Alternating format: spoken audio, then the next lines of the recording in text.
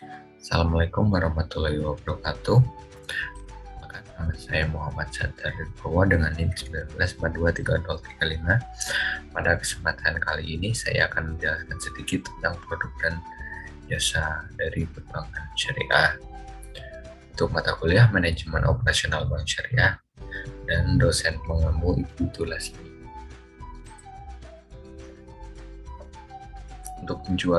Untuk tujuan pembuatan video ini yaitu untuk memberikan rekomendasi atau mengenalkan produk dan jasa yang terdapat pada Bank Syariah, serta menambah pengetahuan kepada para pendengar atau penonton video ini.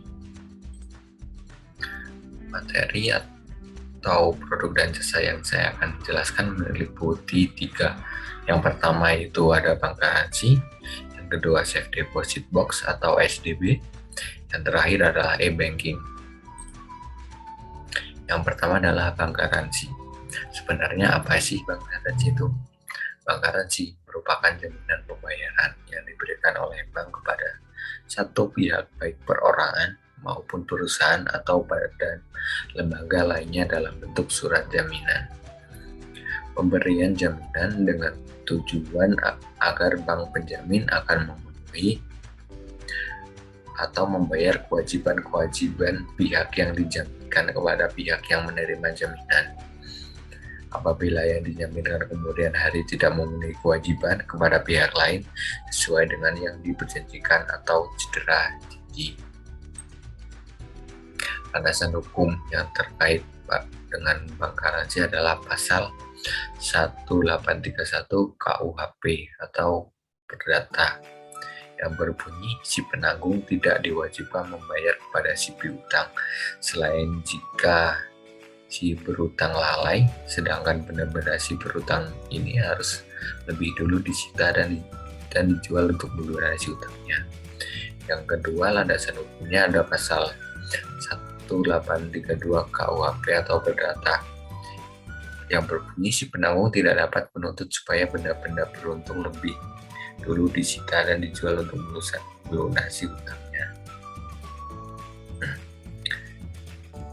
Ketika ada akad, untuk akad pada bank garansi yang ada di perbankan syariah yang digunakan ada akad kafalah seperti yang difatwakan di SNMUI nomor 11 SNMUI pada tahun 2020. Selain itu, dalam Al-Quran Allah juga berfirman dalam Quran surat Yusuf yang ayat 72 yang artinya penyeru-penyeru itu berseru, kami kehilangan piala raja dan barang siapa yang dapat mengembalikannya akan memperoleh bahan makanan seberat beban unta dan aku menjamin terhadapnya. Itu merupakan landasan hukum terkait tentang akad falah adalah akad wakaf. Ini adalah jenis-jenis bank syariah, jenis bank garansi. 5 jenis bank garansi. Yang pertama dulu kafalah bin nafas. Bin nafas merupakan akad memberikan jaminan atas diri atau personal guaranti. Yang kedua kafalah bil mal merupakan jaminan pembayaran barang atau pelunasan hutang. Yang ketiga adalah kafalah bin taslim, dilakukan untuk menjamin pengembalian atas barang yang disewa pada waktu masa sewa telah berakhir.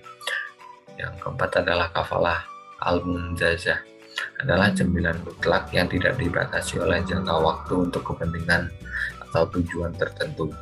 Yang terakhir adalah kafalah al-muwalakah.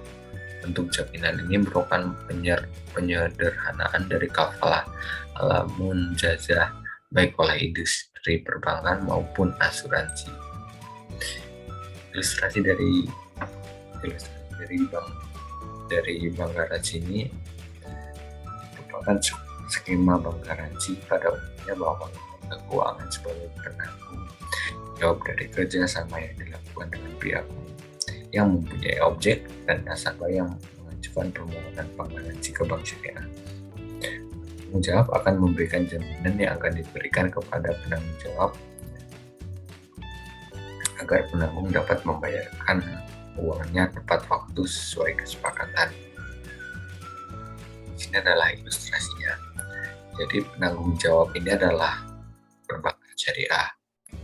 Yang tertanggung ini adalah produsen atau yang objek yang akan kita minta, yang ditanggung di sini adalah nasabah. Sebagai contoh, seorang pengusaha mebel. Nah, untuk pengusaha mebel ini dalam pandemi COVID ini masih belum tentu apakah dia masih bisa survive atau tidak. Akan tetapi dia tidak akan tetapi untuk produsennya, dia meminta kepada produsen untuk memberikan barang mebel tersebut untuk dijualnya.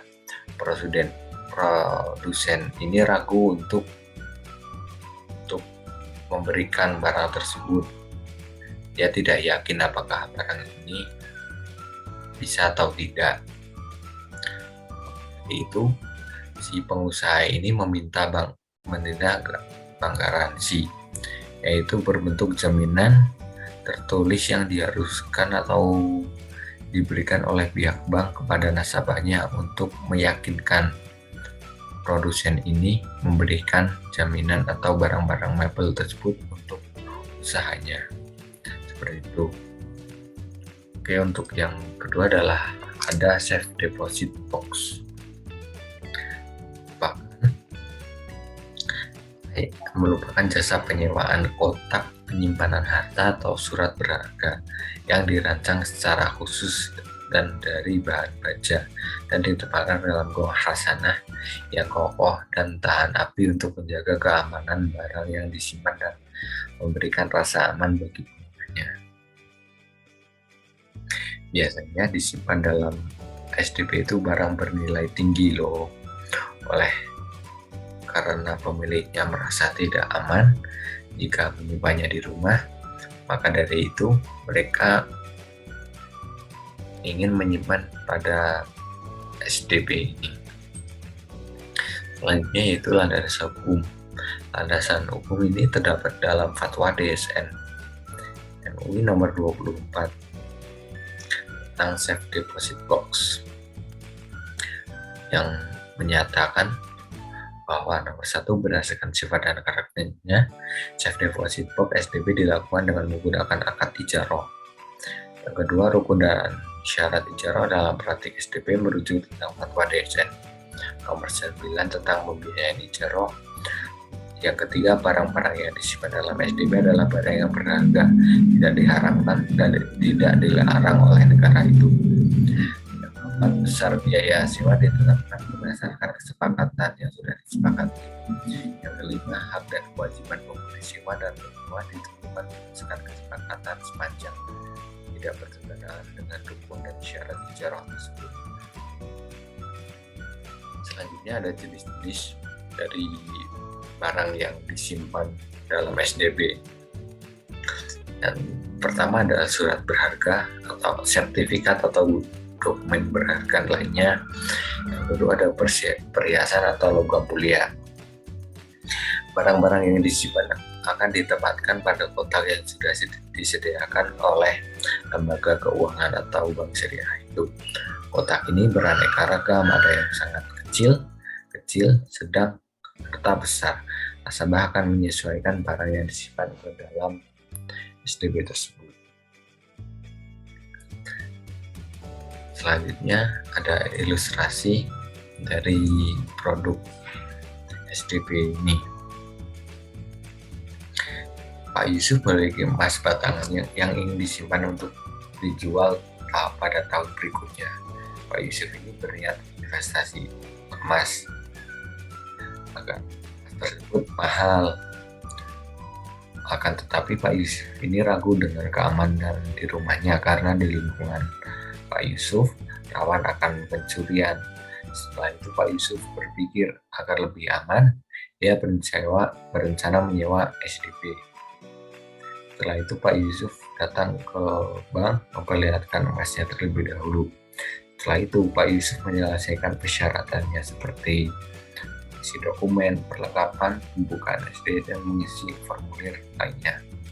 Setelah menyelesaikan persyaratannya, Pak Yusuf akan mendapatkan kunci dari kotak tersebut dan emas dari Pak Yusuf aman karena disimpan yang aman dan tanpa tersebut.